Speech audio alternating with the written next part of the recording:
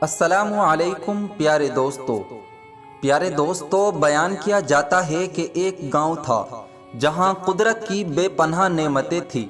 اللہ نے وہاں کے لوگوں کو مالا مال کیا ہوا تھا، ایسی نعمتیں جن کو دیکھ کر انسان اکثر مغرور ہو جایا کرتے تھے۔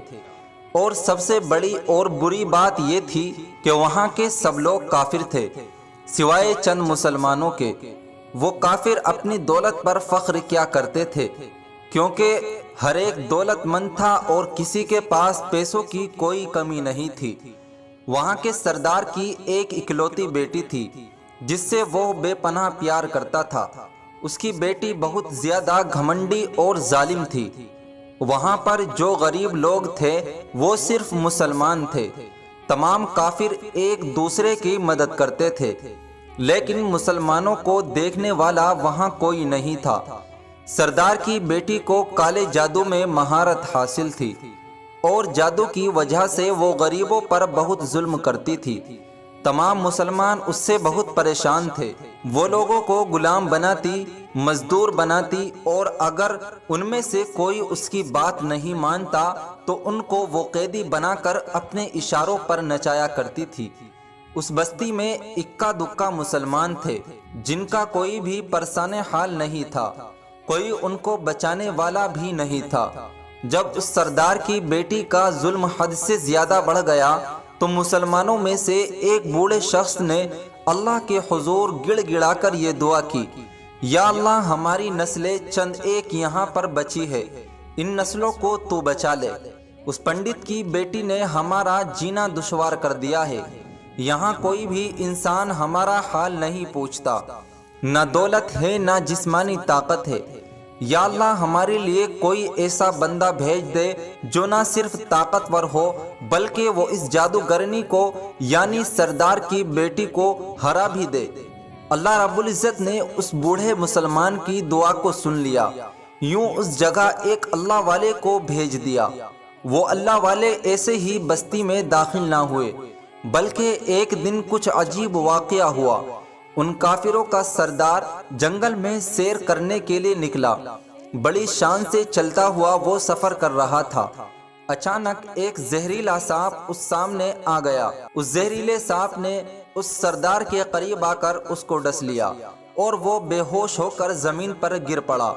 اس کے جو غلام اور ساتھی اس کے ساتھ تھے، انہوں نے جب اپنے سردار کی حالت دیکھی کہ ایک زہریلا سانپ کاٹ کر چلا گیا تو فوراً اسے گھر پہنچایا گیا۔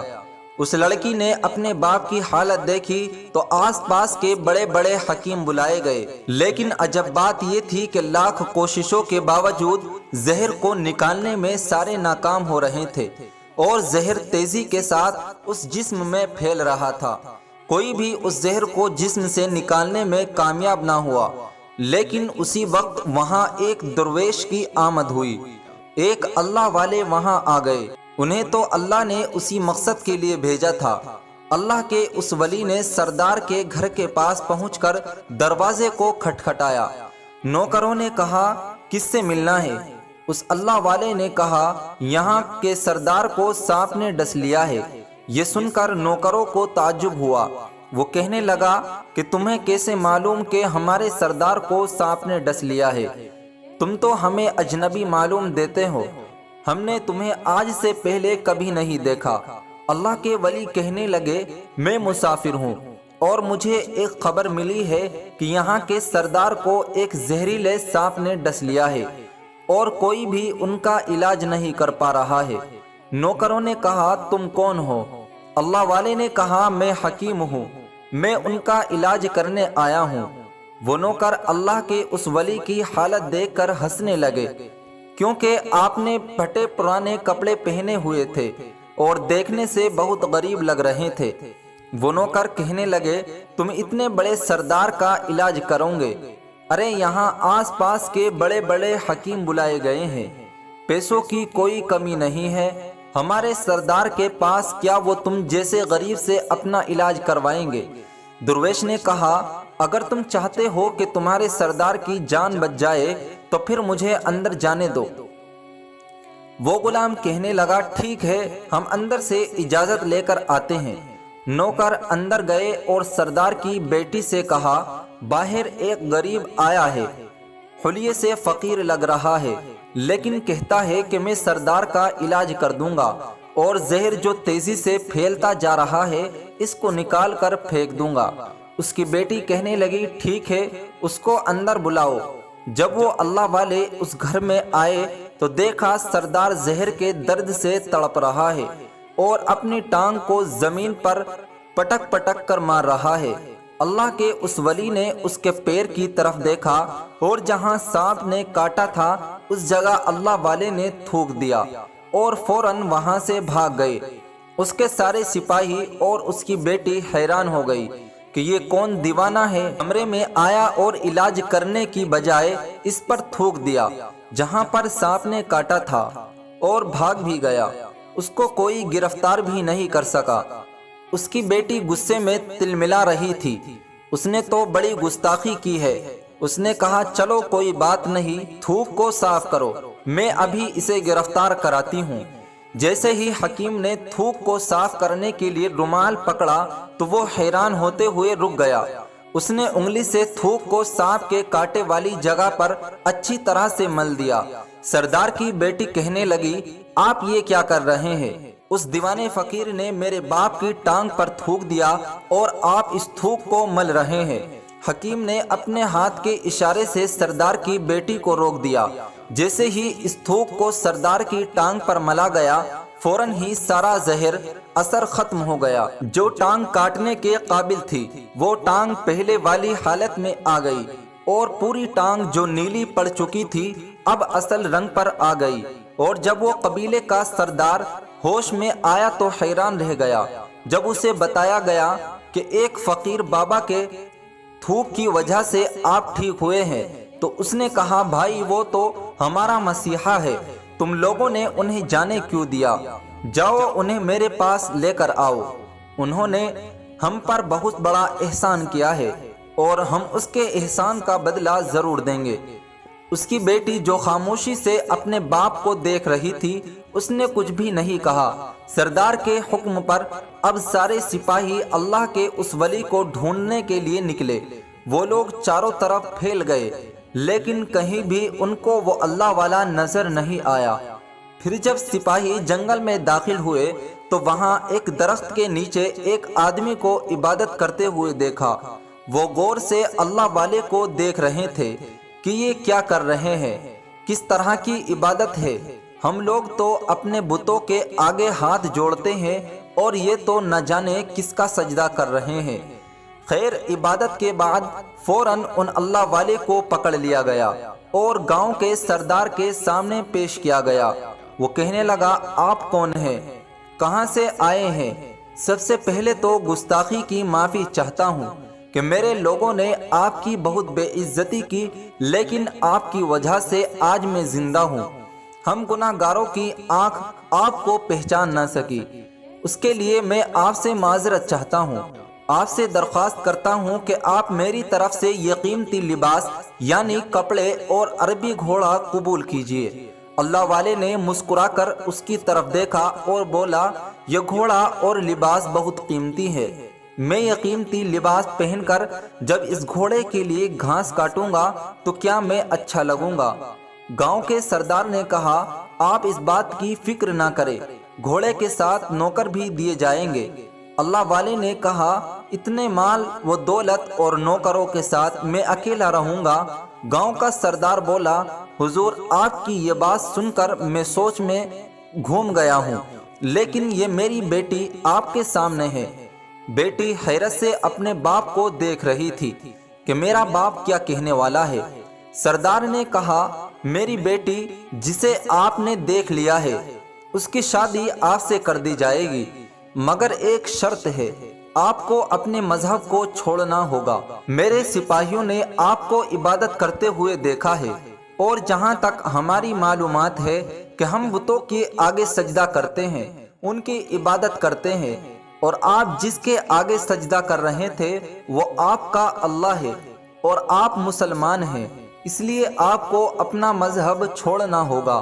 کیا آپ ایسا کر سکتے ہیں؟ اللہ والے نے کہا، مجھے ایک بات بتائیے، آپ مجھ میں سب کچھ دیکھ رہے ہیں۔ آپ نے مجھے یہ دعا بھی دی ہے کہ میرے بہت سی اولادیں ہو اور آپ کی نسل آپ کی بیٹی کے ذریعے چلے۔ آپ مجھے ایک بات بتائیے، اگر ان بچوں میں سے کسی بچے کو خدا نخواستہ کچھ ہو گیا تو رونا کس کو پڑے گا؟ پنڈت نے جواب دیا، حضور اگر خدا نخواستہ ایسا ہوا تو رونا تو پھر آپ کو ہی پڑے گا۔ اللہ والے نے مسکرا کر کہا، اگر یہ سارا مال لے کر مجھے رونا ہی پڑے گا تو آپ اپنا گھوڑا، اپنی دولت، اپنی بیٹی، ہر چیز اپنے پاس واپس رکھ لو۔ میں خوش ہوں کہ میں ایک مسلمان ہوں۔ اگر یہ تمام چیزیں لے کر مجھے اپنا مذہب چھوڑنا پڑے تو میں اپنی جان دے کر بھی اپنے مذہب کو نہیں چھوڑوں گا۔ جس رب نے مجھے پیدا کیا اس رب کے دین کو چھوڑ کر آپ کے پاس چلا آؤں صرف ان چند پیسوں کے لیے، میں ایسا ہرگز نہیں کر سکتا۔ میں اپنی درویش میں بہت خوش ہوں۔ اللہ نے مجھے جس مقصد کے لیے بھیجا ہے بس وہی مقصد پورا ہو جائے۔ گاؤں کے سردار نے پوچھا، کیا مقصد ہے آپ کا؟ اللہ والے نے کہا، یہاں کے مسلمانوں پر ظلم ہو رہا ہے، بس انہی کے لیے آیا ہوں۔ اللہ کی مدد سے یہ کہہ کر وہ اللہ والے جانے لگے۔ سردار نے درویش کو روکنے کے لیے کہا اور کہنے لگا، میں نے مال دے کر آزمایا، تم کو ہر طرح سے جانچ لیا، پر تم اپنے مذہب کو چھوڑنے پر راضی نہ ہوئے۔ اگر تم یہی سب کرنے آئے تھے تو کیا تمہیں کس بات کا ڈر نہیں؟ تم جانتے نہیں ہو ہم کتنے طاقتور ہیں۔ ہماری بیٹی اپنے عمل میں اتنی ماہر ہے کہ تمہیں یہاں کھڑے کھڑے جنگلی جانور بنا سکتی ہے۔ اللہ والے مسکرا کر کہنے لگے، اس نے جانور تو کمزور لوگوں کو بنایا ہوگا، یہ مجھے جانور بنا کر دکھائے۔ اس سے پہلے کہ گاؤں کا سردار اپنی بیٹی سے کہتا ہے کہ اس پر وار کرو، اللہ والے نے جادوگرنی پر ایک پھونک ماری اور وہ اسی وقت ایک بڑی سی چھپکلی بن گئی۔ وہ کچھ نہیں کر پا رہی تھی۔ وہ چھپکلی اتنی بڑی تھی کہ وہ وہاں پر جتنے بھی انسان کھڑے تھے ان سب میں سب سے اونچا قد اس کا تھا۔ وہ چھپکلی اللہ والے کے پاس آنے لگی اور اپنا زہر ان پر اگلنا چاہتی تھی، تو اسی وقت انہوں نے اس کے منہ پر تھوک دیا۔ تھوکنے کی دیر تھی کہ وہ جلنے لگی۔ وہ تھوک کیا تھا جیسے تیزاب ہو جس سے اس کا آدھا چہرہ پگھل رہا تھا۔ اس کا چہرہ جل کر کالا ہو رہا تھا۔ وہ مرنے ہی والی تھی کہ سردار دوڑا ہوا آیا اور ان کے قدموں میں گر گیا اور معافی مانگنے لگا اور کہنے لگا، حضور اس کی گستاخی کے لیے آپ مجھے معاف کر دو۔ میں نے سچ میں آپ کو بہت ہی کمزور سمجھا تھا اور آپ کے مذہب سے آپ کو ہٹانا چاہا۔ اگر میری بیٹی ٹھیک ہو جائے گی تو میں سچ کہتا ہوں ہم یہاں جتنے لوگ بھی موجود ہیں یہ پوری بستی مسلمان ہو جائے گی۔ اللہ والے نے کہا، ہم تمہیں اپنے دین میں شامل کرنے کے لیے یہ نہیں کر رہے، تم لوگ ہمارے مسلمان بھائیوں پر جو ظلم کرتے ہو وہ ظلم ختم کرنے آئے ہیں، ہمارے دین میں زبر نہیں۔ اگر تمہاری بیٹی انسان بن کر سدھر جاتی تو اس کو اس کی اصلی حالت میں لانے کے لیے میں خود اللہ سے دعا کروں گا۔